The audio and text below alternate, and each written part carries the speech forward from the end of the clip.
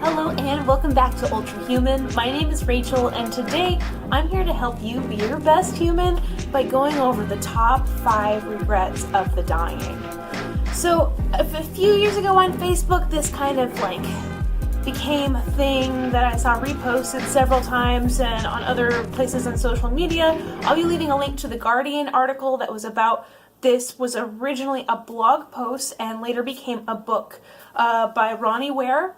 Essentially, she was a palliative nurse who cared for people in their last 12 weeks of life. And so she was an Australian nurse, and very quickly within the first year of her career, she found that while people were sharing their stories, a lot of these regrets were remarkably similar and pretty much fell into 5 categories. So I wanted to go through those because these are things that ever since I've read this article, I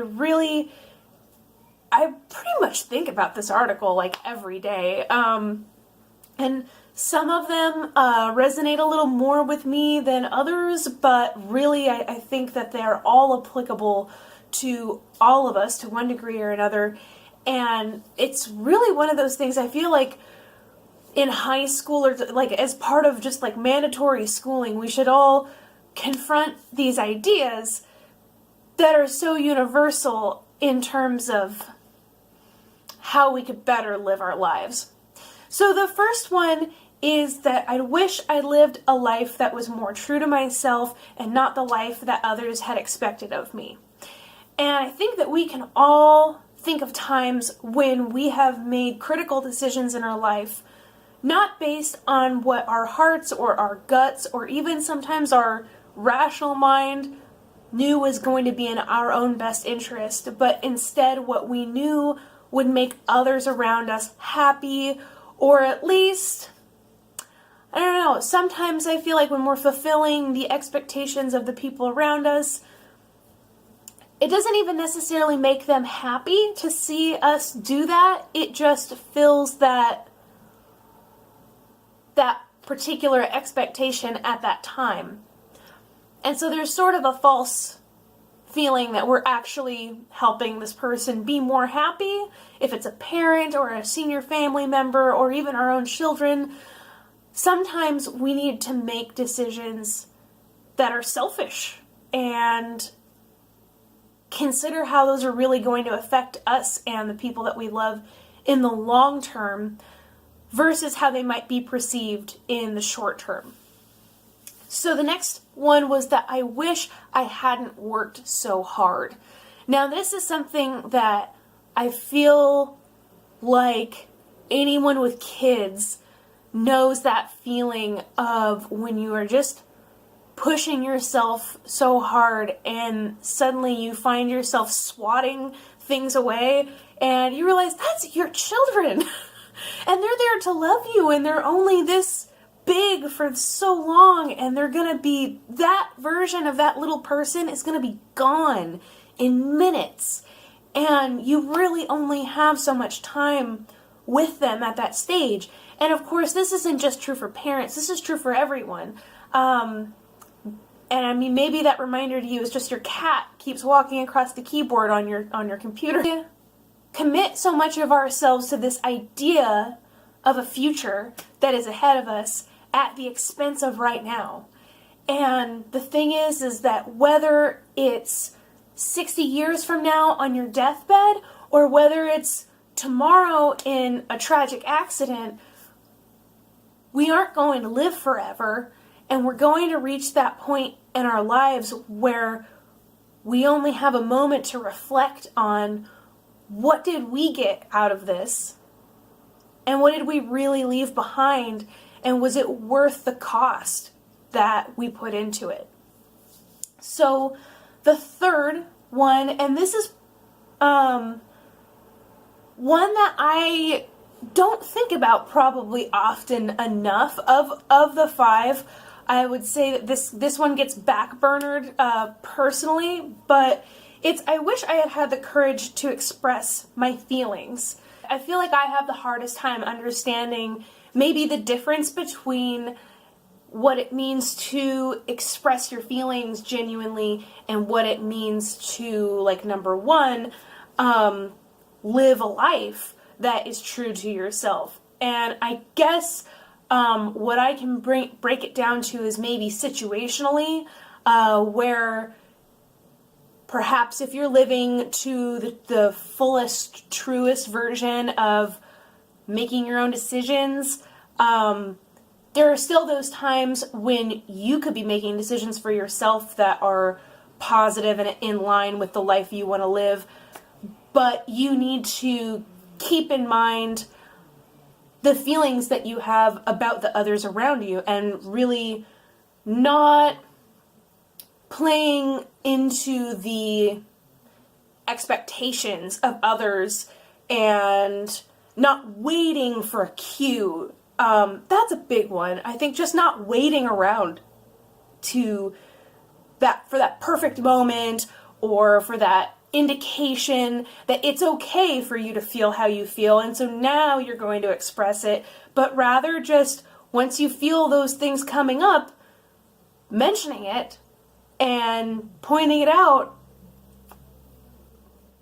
It's just a truer way of expressing ourselves and really living in the moment. And also, I think part of living without regrets doesn't get into this specifically. Certainly none of these regrets are, I wish I hadn't embarrassed myself so much. No one ever says that.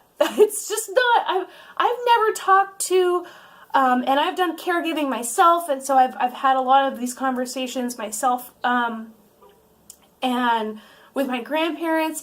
Like, I know I've never talked to an older person who's reflecting back on their life, and it's like, gee, I really embarrassed myself when I was expressing myself openly. If anything, every time people that I've talked to have told a story about putting themselves out there in a vulnerable place, the story comes around to, and then the person who is responding put themselves out there in a vulnerable place, and we both met and had a beautiful connection from that point on. And typically those are the stories that you end up hearing about those situations that we anticipate being really uncomfortable and having a problem with dealing with.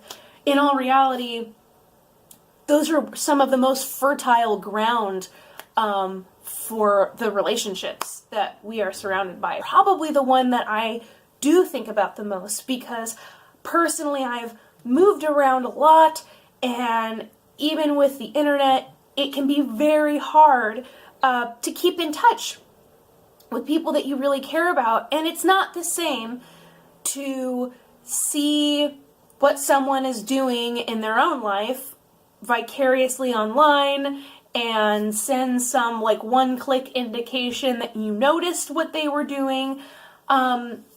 Nothing replaces that one-on-one downtime when you can sit down with somebody from across the table and share a tea or a coffee and just connect with someone. And so the fourth regret of the dying is, I wish I had stayed in better touch with my friends. And in the article, it expresses that on our deathbed, and while we are really facing those final days of our life, a lot of these people who Bonnie Ware was sharing this time with, they really wanted to reconnect with people who they had lost touch with. And in a lot of cases, and certainly with a lot of people who are older now, you can't find them online, but you can't find everyone on shared regret and not being able to be surrounded by their good friends. Even if you think about, I know everybody's got like that friend from the first grade that they haven't seen. I mean, maybe you do because you live in the same place, or you were lucky enough to grow up with that friend. But like, I was in Los Angeles when I was a little kid, and my best friend Samantha, hey Samantha, if you're out there, I still think about you and I miss you, and I named my turtle after you. But we all have those people that they meant so much to us, and they mean so much to us because we have this character of them in our mind who's really kind of always with us. And as our life goes on and we become busy, it can be really easy to push these friendships to the back burner. And that was why this last weekend I went to my grandmother's memorial service, and from the memorial service I continued up with my family to Portland and Vancouver, which is where our family's from, and we got to reconnect with people that we haven't seen in over a year, and it meant so much. Every moment that we got to spend, even if, because we were there for a couple of days, and so at least the friend's house that we were staying at, like some of the time we were all just kind of like kicking it in the same room, but that means so much because those people, these are people at this point in our lives where, they've known us, my partner and I, since before we ever had kids. They've known all of our kids since they were little infants, and being around them, it's rewarding, it's fulfilling, and it lets both of us know that we really still matter to each other. And if any of us ever had like a problem in our lives where we needed a place to stay or just somebody to talk to, these are still people who are out there who care, who we could connect with at any time. And it's such an important part of just the human experience. So, number 5, the final regret, is I wish I had let myself be happier. And I guess that's where we can close out this video, and that is just on the note that being happy is largely a choice.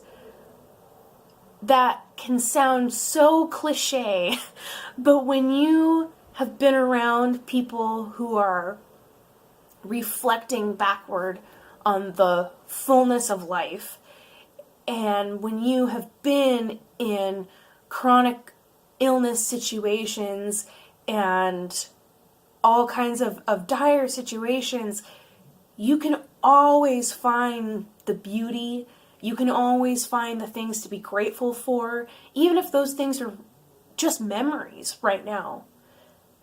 Allowing yourself to be happy and not thinking that somehow by putting yourself under stress, martyring yourself to a given situation, that there's something virtuous in that. Because in the end, our experience here is all we're going to be left with.